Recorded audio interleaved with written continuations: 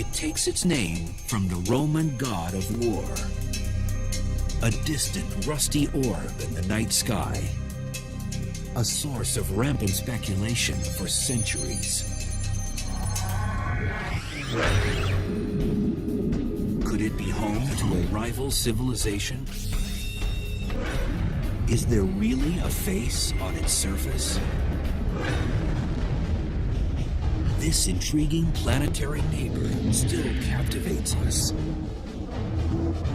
And as both a potential base for future colonization and the keeper of 4-billion-year-old biological secrets, Mars, the red planet, may hold the keys to both our future and our past.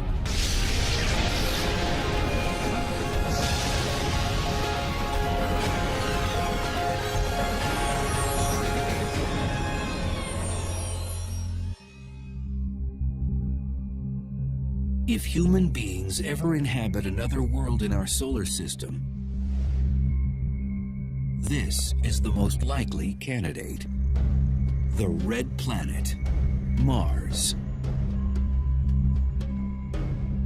To a visitor from Earth, a tour of Mars might be very reminiscent of places back home.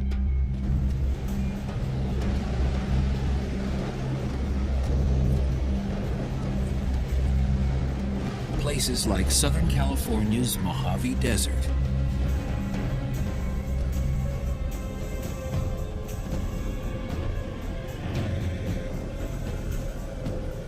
geo and astrobiologist Ken Nielsen finds this desert area so much like Mars, he comes here to try to better understand conditions on the red planet.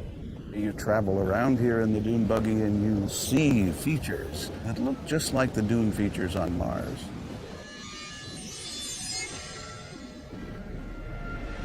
If you go further and look in the background and see all of these red hills full of iron oxides that we see on Mars,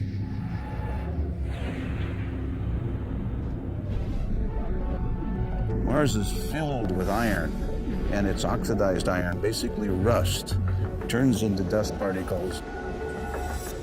And in addition to the beautiful dunes, you have this red atmosphere, sometimes red all over the surface of the planet. Huge dust storms.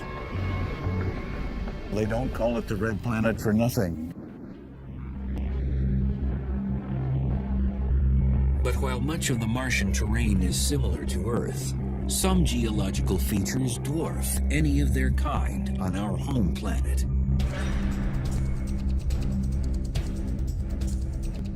A mountain named Olympus Mons, Latin for Mount Olympus, is the tallest known peak in the solar system. It's a now dormant volcano that rises 15 miles above the Martian surface. If you draw a picture of Olympus Mons and put it next to Mount Everest and the big island of Hawaii, even taken all the way down to the base of the ocean, they look like molehills compared with Olympus Mons on Mars. That mountain is so large, you could be on its slopes and you would not know that you're on the slope of a volcano because the base is so huge before you get to its summit. Yet, as awe-inspiring as the Martian surface appears, it is a brutal, inhospitable zone for human beings. 6 green board, 5, 4, 3, 2, 1, engine start, and liftoff of the Delta II rocket carrying the Spirit from Earth to planet Mars.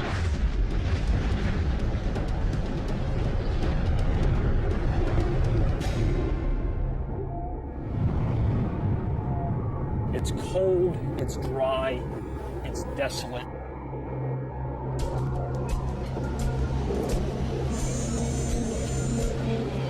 There are dust storms that can darken the skies for weeks or even months at a time.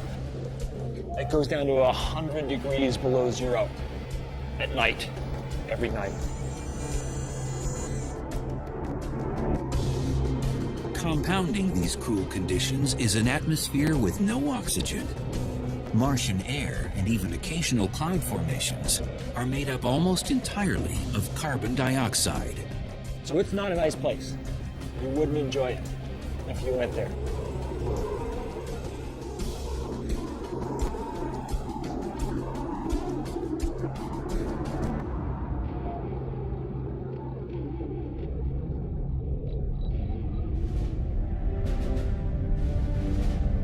Mars is small relative to the Earth, only about half the size of our planet.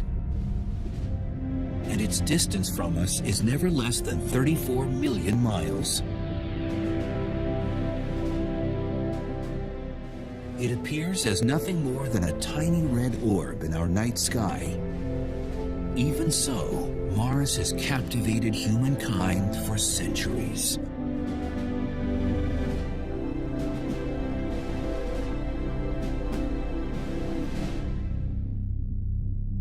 The planet takes its name from the Roman god of war.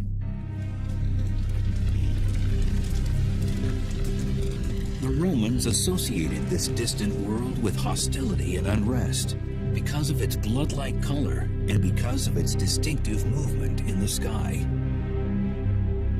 Mars wanders. It doesn't do what the stars do.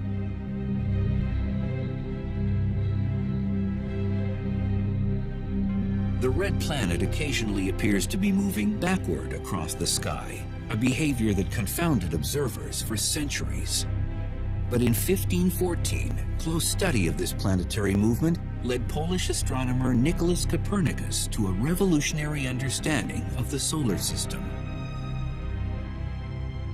For much of recorded history, people thought that Earth was at the center of the universe. So along comes Copernicus, and he says, no, maybe the Earth isn't at the center of the universe. Maybe the explanation for all this is that things are going around the sun. And if all the planets are going around the sun, then we can explain why, as Earth passes Mars in the orbit, Mars begins to wander in our sky. It looks like it's going this way, and then it starts to go this way. By the time of Copernicus's observations, Mars and the Earth had been passing each other in their respective orbits for some 4.5 billion years. Time enough for the two planets to have evolved into very different worlds. One warm, wet, and oxygen-rich. The other cold, dry, and oxygen-depleted. Yet it's now believed that the differences weren't always so stark. Scientists today think that Mars was once warm enough for large amounts of liquid water to flow across its surface. When we look at Mars today in our best satellite images, they tell us the same message we heard with the first missions to Mars, and that is that there's no liquid water on the planet today. But there's virtually incontrovertible evidence that there was water there in the past. Everybody knows that when water flows through any sort of dirt, there are characteristic structures that are a function of that water running through. And when we look at the pictures of Mars, the satellite images, we see very similar structures leading us to the absolute conclusion that Mars was once far warmer and wetter than it is now. Mars, of course, is a harsh desert today. So what could have happened? What cosmic processes could have brought about such a dramatic transformation of the fourth planet from the Sun?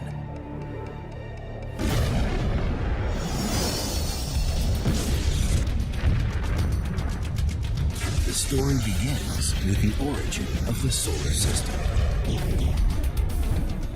Somewhere in the range of 4.5 billion years ago, our solar system sprang from a supernova, a stellar explosion emitting a swirling mass of molecular particles and gases.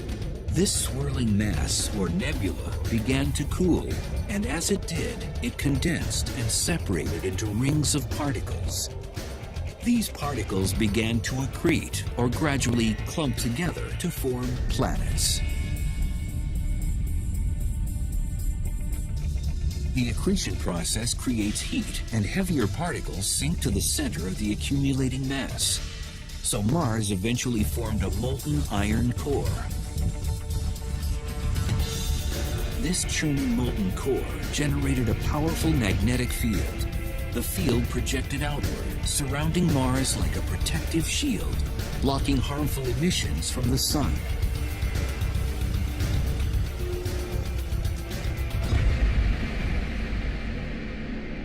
You have this constant pressure from the sun, which we call the solar wind. The solar wind is made out of protons, electrons, cosmic rays, all of these kinds of charged particles that could ionize the atmosphere, as we call sputter it away. But eventually, Mars lost its protective shield and most of its atmosphere. The moment the accretion process ended, the planet began to cool. The iron core was no longer able to generate this magnetic field, and then the solar wind started pounding the surface of Mars. That's a scenario that a lot of people believe.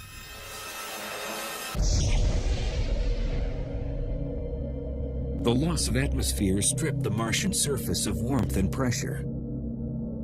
And since water needs both warmth and pressure to remain in liquid form, water is no longer stable on the Martian surface. You put a pan of water out on Mars, it's going to evaporate very fast and try to freeze at the same time. One or the other will win out, but you won't have a nice liquid pan of water. That's not to say, however, that there is no water on the planet at all.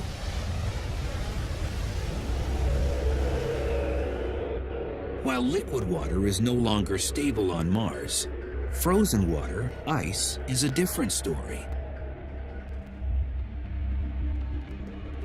And evidence suggests that still today, tons of water ice might lie just below the Martian polar caps. Locked within that ice might just be the holy grail of space exploration.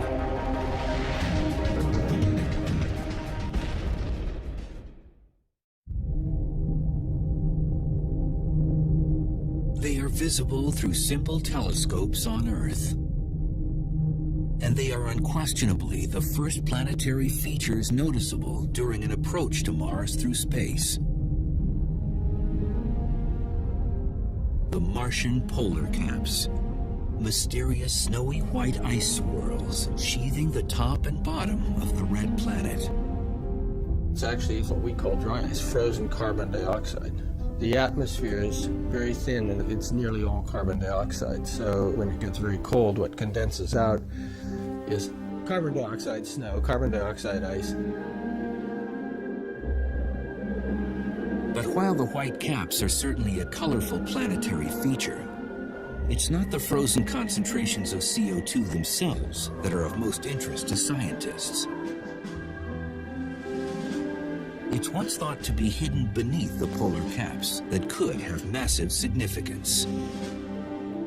Lurking just below the topsoil may be millions of tons of frozen water. Water ice, hidden from view, appears to radiate out hundreds of miles in all directions from the poles. And leading scientists think it could be the residue of once vast oceans. Likely the water is now frozen in a kind of permafrost beneath the surface. But maybe there are pressures and temperatures in various areas of Mars that have liquefied the ice and created perhaps aquifers.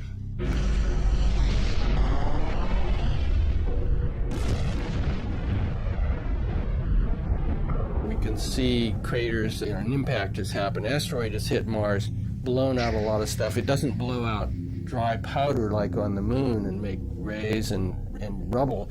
It throws out kind of a muddy slurry of stuff. So the conclusion is that you're actually impacting into ice like northern Canada, permafrost layers, tundra kind of stuff. Orbiting spacecraft have picked up strong indicators for the existence of water ice at the Martian poles. Remote measurements of soil composition have detected high levels of hydrogen. Water, of course, is 1 part oxygen and 2 parts hydrogen, so the possibility of ice hiding below the surface in those areas is overwhelming. But while strong evidence of ice at the Martian poles may be relatively new, speculation that water existed there became common more than a century ago. And its implication that intelligent life could also exist on the Red Planet elicited widespread anxiety on Earth for much of the first half of the 20th century.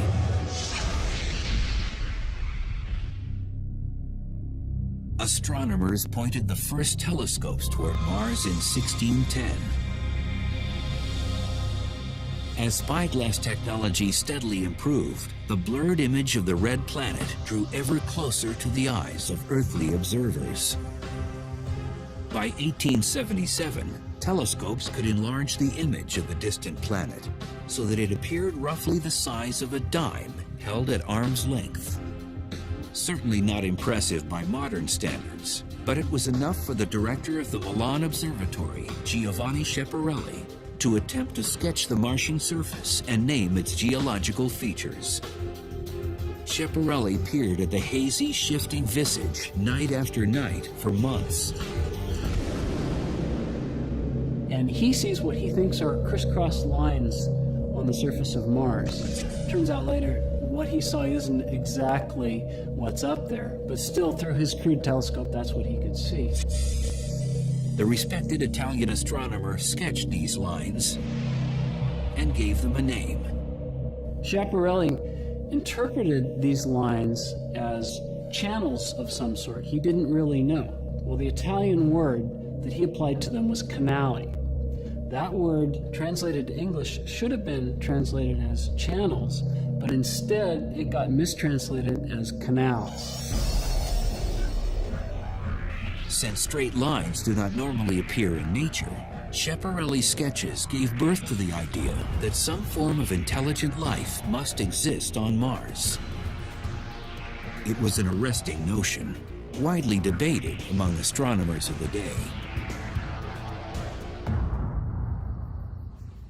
Later, in 1894, a wealthy Bostonian named Percival Lowell was so intrigued by this possibility that he paid to have a large telescope constructed on a mountainside in Flagstaff, Arizona. He spent the next 2 decades observing, sketching, and speculating about the Red Planet. He convinced himself that he was seeing networks of straight lines on Mars, which he thought were canals. What was the big news of the day? The Panama Canal. That's what great planetary civilizations do. They build canals.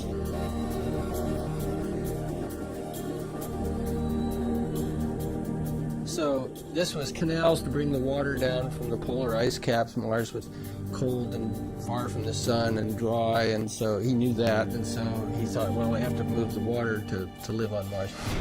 Well, that idea just electrified everybody, that there was a civilization on Mars.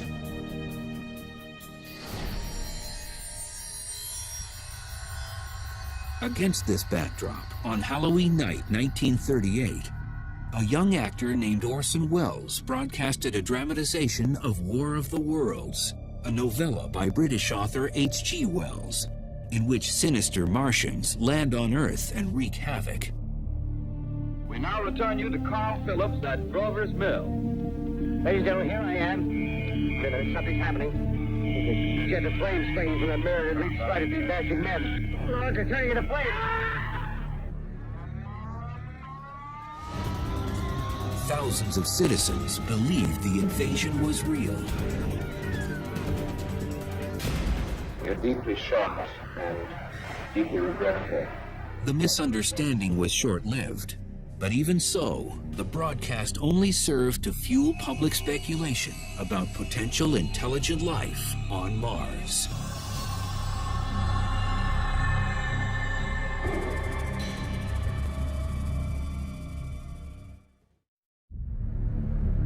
Mars, it had intrigued humankind for thousands of years. And in the mid-20th century, humans finally got a closer look at the mysterious planet.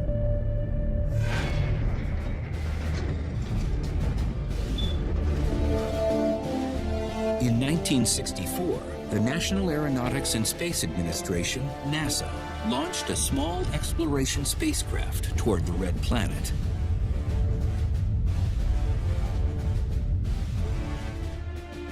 Its name was Mariner 4.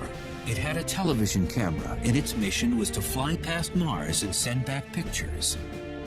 It could only make one pass.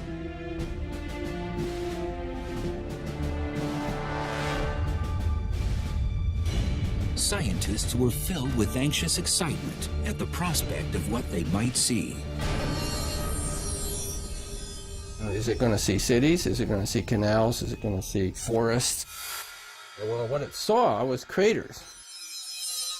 It sent back pictures which just were very fuzzy and showed craters like on the moon. It was a huge letdown. The Mariner 4 images revealed a dry, cratered, desert-like, and seemingly dead planet. Sort of like the moon with a little air to blow the dust around. But the enthusiasm for exploring Mars was only tempered. And 6 years later, in 1971, NASA sent another spacecraft to the Red Planet, Mariner 9. But this time, rather than just making a single pass by Mars, Mariner 9 was engineered to orbit the planet for weeks and do a complete mapping. The effort paid off.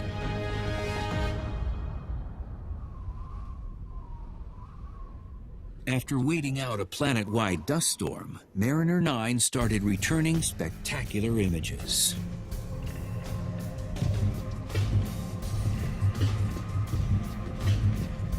It discovered the Tharsis Bulge, the sort of potbelly of the planet near the equator.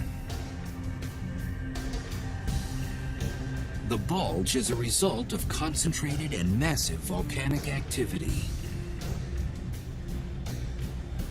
The dominant feature of the Tharsis Bulge is the monster volcano, Olympus Mons. Olympus Mons is about the size of Missouri. If you put it in the middle of the U.S., it would dominate that picture. If it had a major eruption, a volcano of that size would probably fill up one state on every side of Missouri.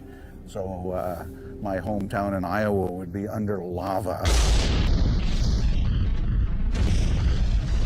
Interestingly, it's composed of, we think, 3 separate volcanoes, or at least it's erupted in 3 different ways. If you fly over the top, you see 3 separate calderas. So it isn't just 3 times larger. This is a monster geological event.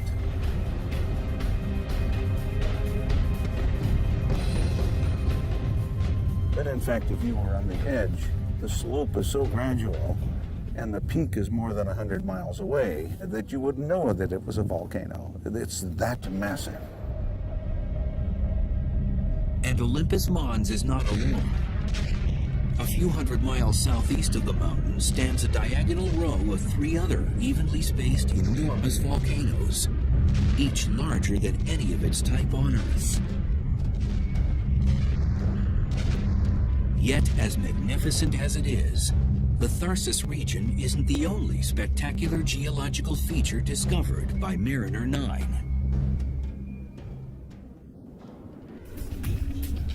At the eastern edge of the bulge is a colossal tear in the crust of the Red Planet. It's called Valles Marineris, Mariner Valley, in honor of the Mariner 9 orbiter itself. You look at this thing, it is like the width of the United States. It's this cleaved valley. You know the Grand Canyon in the United States? pump it up, put it on steroids, make it the size of the United States itself, you got Mariner Valley.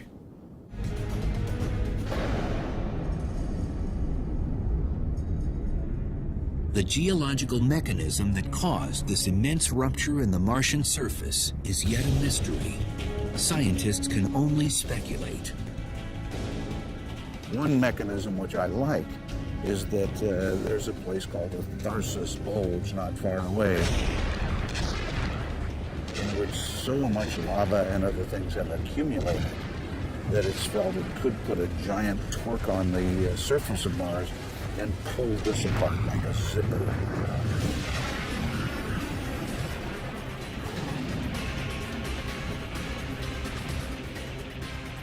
Well, who knows if that's true, but one needs a mechanism different from anything we know to explain the existence of that.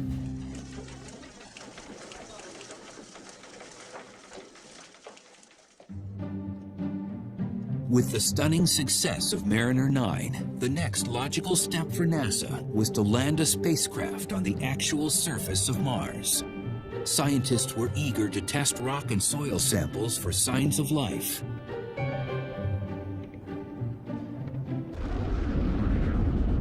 In 1976, the Viking mission reached the planet to do just that. It had both an orbiter and a landing component, equipped with robotic test instruments.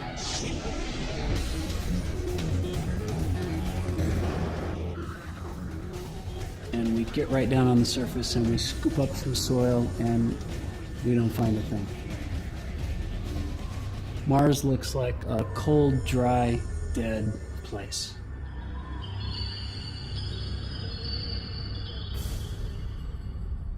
But while the Viking lander toiled away on the ground, failing to make headlines, high above the Martian surface, the Viking orbiter managed to capture a mystifying image. While flying over a region of Mars called Cydonia, the orbiter snapped an image of a land formation under cross-lighting. Startlingly, the formation resembled a human face.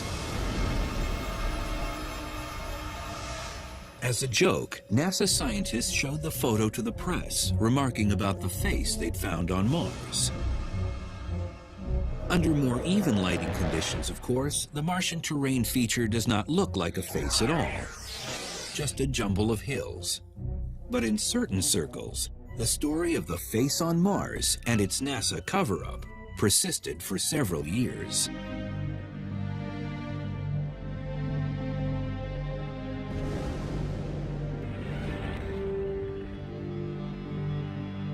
True Mars enthusiasts, on the other hand, faced a more sober reality following the Viking mission.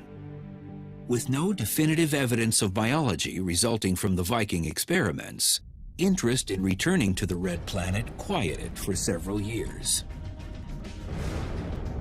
Then, in 1984, a young scientist on an expedition in Antarctica made a discovery that ultimately infused new energy and hope into the quest to uncover life on Mars.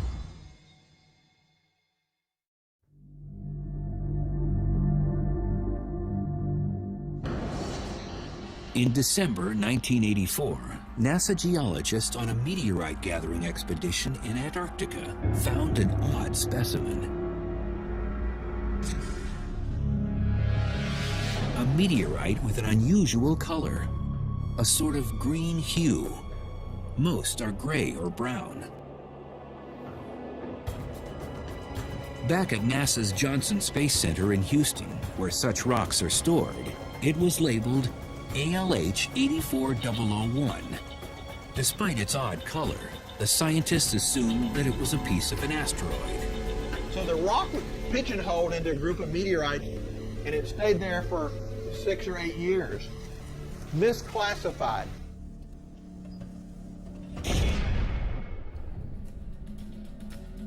Then, in the early 1990s, an analyst researching asteroids placed a piece of ALH 84001 under an electron microscope. he soon realized he was not looking at a normal meteorite. He was looking at a piece of Mars. The rock had characteristics that matched another Martian meteorite found in 1979.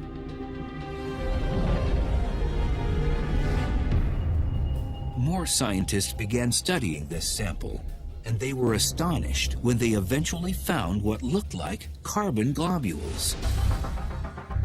Carbon, at least on Earth, is the primary building block of life.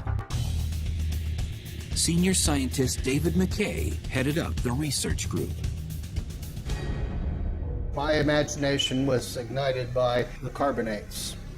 And I said, hey, these carbonates are really strange looking. How do they form? Let's look at those. Closer scrutiny of the rock sample brought even more startling discoveries. The kind of chemistry that went on in those globules is associated with life on Earth. At least one scanning electron microscope image revealed a structure that looked suspiciously organic, almost like a worm. Could it be a trace of primitive Martian biology? I think that worm is biologic. Whether it's a complete fossil of bacteria is problematical. It could be a part of a bacterium. It could be a section of one, but it's biologic in my view.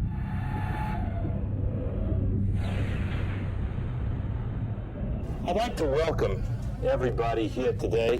It's an unbelievable day. It's very, very exciting for me. Finally, in 1996, after more than 2 years of study in which they had built 4 independent lines of evidence, the team was ready.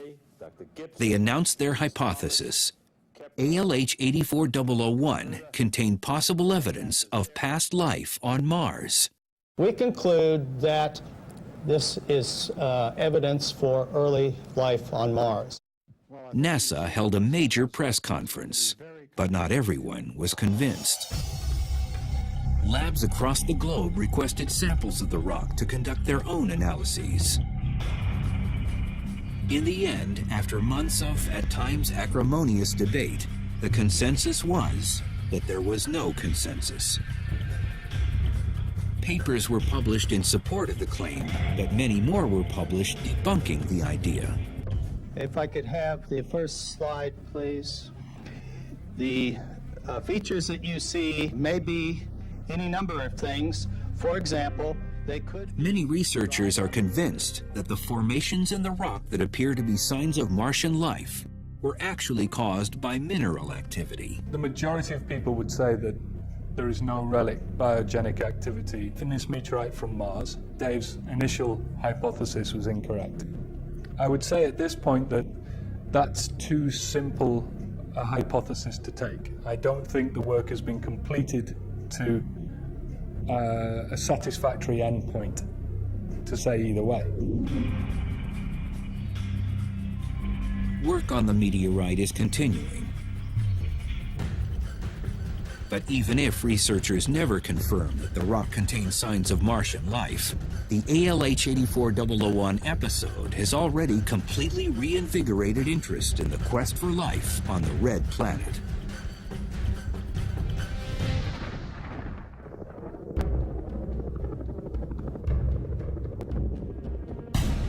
Ironically, the new push to find life on Mars has often led scientists yet again to the continent of Antarctica.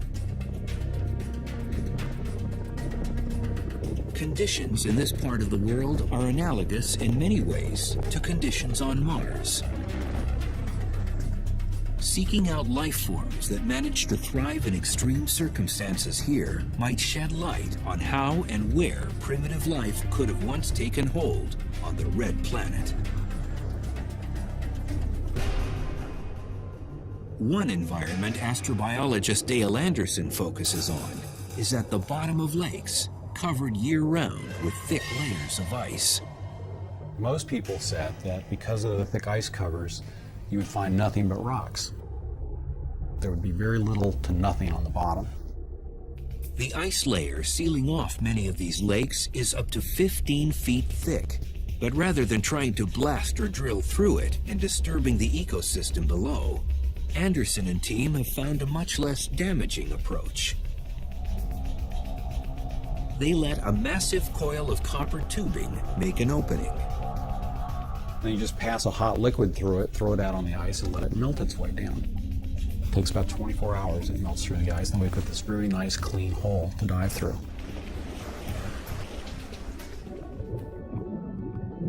Divers enter the water wearing full-body dry suits.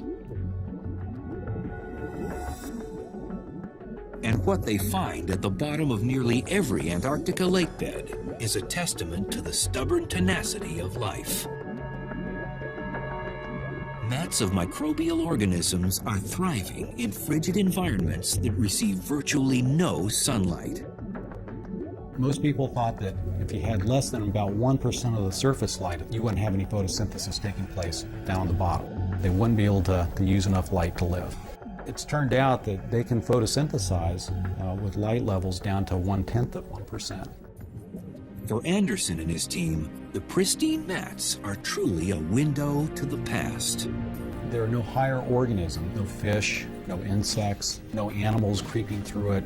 So these microbial communities have the opportunity to grow by themselves without interference from other animals or plants. And that gives them the opportunity to grow in very special ways. Is it possible that a similar form of microbial life could still reside somewhere beneath the frozen surface of Mars?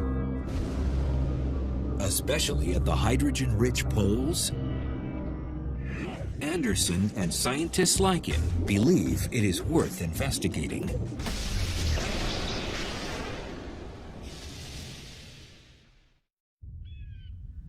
T-minus 10, 9, 8, 7, 6, 5, 4, 3, 2, engine ignition, and liftoff of the Delta II rocket with the Mars Exploration Rover.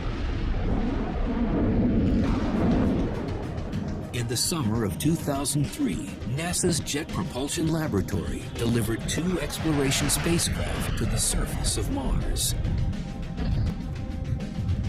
Missions to the Red Planet are only feasible once every 2 years during a specific short window of time. The launch must be timed so that the spacecraft and Mars arrive at a specific point in the planet's orbit at the same time. The journey across the 34 million mile distance can take up to 7 months. And the trajectory must be perfect. The accuracy required to go from Earth to Mars and to hit the spot you want to be at on Mars is equivalent to shooting a basketball from Los Angeles to New York and have it go through without hitting the rim. Nothing but net. All systems are go for entry, descent, and landing. We are currently 6 minutes from landing at the Gusev crater in the southern hemisphere of Mars. Current velocity 1,356 miles per hour. Expected parachute deploy in 5 seconds. Parachute detected.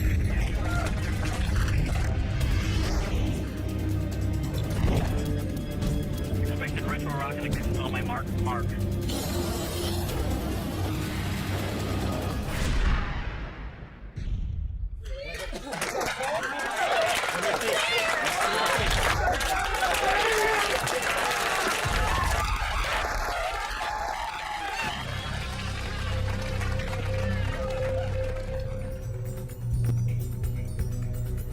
The spacecraft were actually rovers, robotic vehicles capable of traveling across the Martian surface and poking around.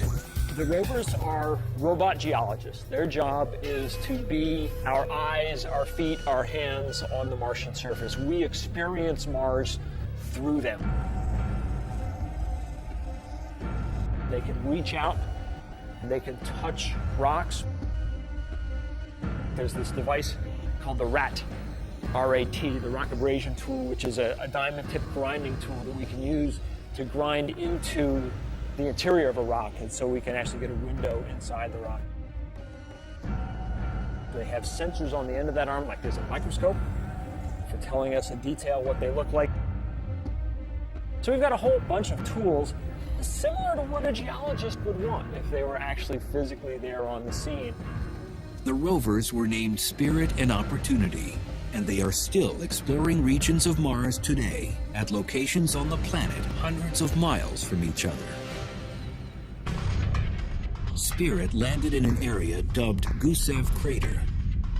The crater is believed to be a dried-up lake bed, so if the water it once held contained biology, Spirit might uncover signs of it. Opportunity touched down in a region called Meridiani Planum. The area is intriguing because it contains an ancient layer of hematite, an iron oxide that on Earth usually forms in a spot that held liquid water.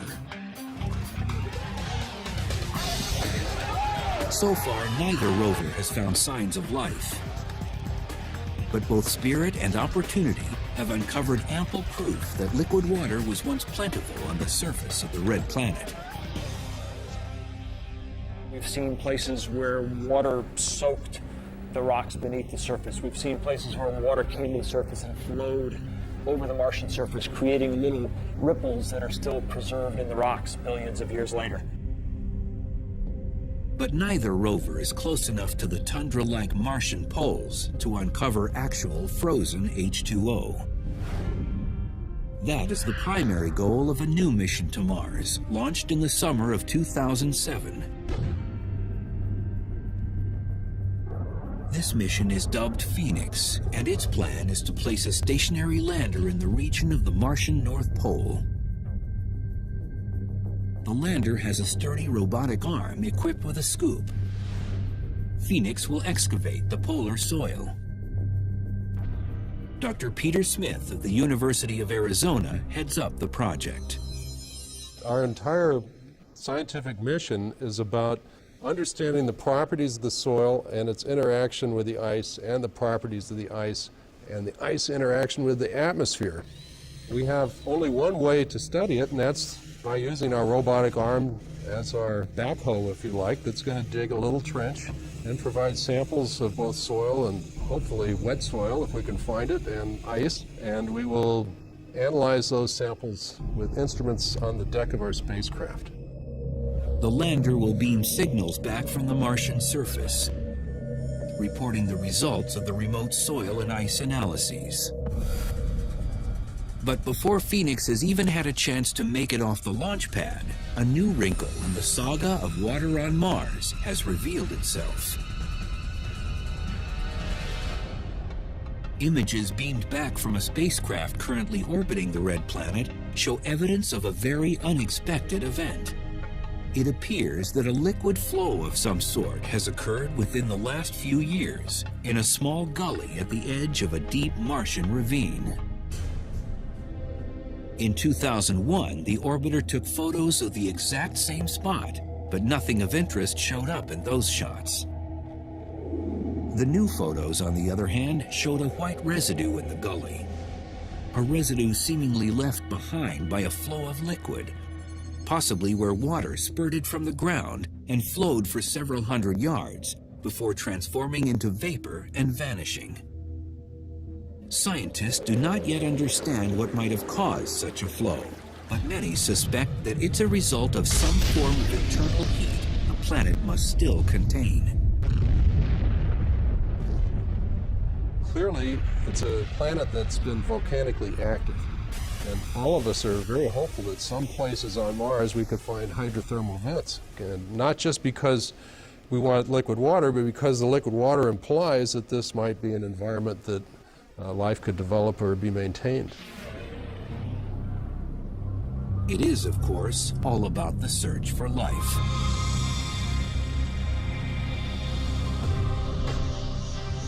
When all is said and done, the engine driving all of the astonishing scientific effort to explore the red planet is the burning desire of humankind to know if life exists elsewhere in the vast reaches of space. I think humans have, since the dawn of consciousness, wondered why they're here, and wondered what's up there, and wondered if there's more. And answering that question will sort of put us in some kind of perspective. It'll tell us what our place is in the universe to some extent. Finding life on Mars could also help us understand the origins of life on our own planet. And there could actually be, in the case of Mars and Earth, a significant connection. You know, if Mars developed life itself, maybe the conditions were right on Mars, but they weren't right on Earth. But yet Mars seeded our planet. Perhaps through meteoritic collisions, pieces of Mars arrived on Earth.